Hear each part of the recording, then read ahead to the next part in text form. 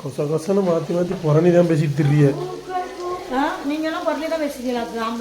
எவ்வளோ நேரமே அடுப்பில் வந்திய? அடுப்பில் வெந்தியில் நாங்கள் இங்கே ஒரு மீனில் வேகுது.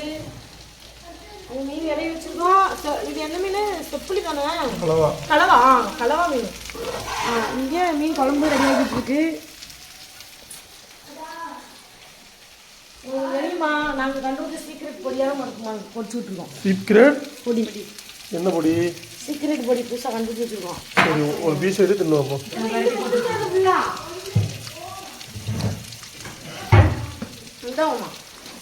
சீக்ரெட் மசாலா என்னது?